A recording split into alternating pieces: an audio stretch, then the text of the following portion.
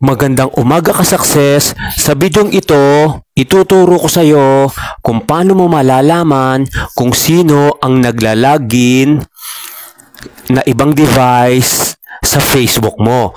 So, sundan mo lang ako at proceed na tayo para ma-secure mo ang Facebook mo. Next slide tayo. Dire-diretso na tayo ha. Nandito tayo sa Facebook home. Pindutin mo yung profile settings. Ayan. And then, pagkapindot mo yon, gear icon, pindutin natin na yon. Pinindot ko na guys. And then, password and security.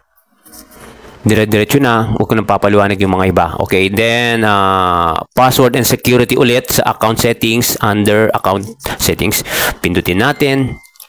Yun guys, tapos where you're logged in. Pindutin mo ulit yan. And then, next is Robin Zero. Kasi puntahan natin yung Facebook natin. Ayun. And then guys, ayan, nakalagay dito. Logins on other devices. Okay. Tapos guys, nakalagay dyan. Makikita mo yung mga device na naglalagin sa may Facebook mo. Ibang device ha. Kung may makita kang ibang device dito, pwede mo siyang i-log out. Paano natin ila-log out? May selected device to log out. Pindutin mo yan pinakababa.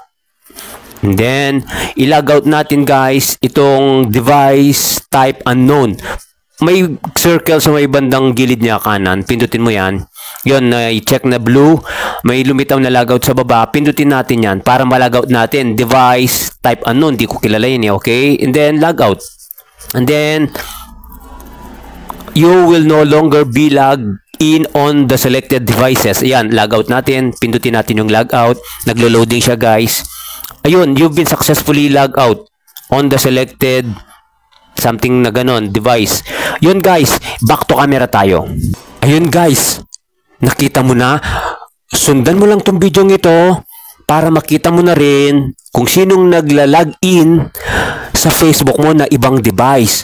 Malaking tulong to para ma-secure natin yung Facebook natin. So maraming salamat ka success at see you sa mga susunod nating mga video. Maraming salamat po. Bye-bye and God bless. Thank you.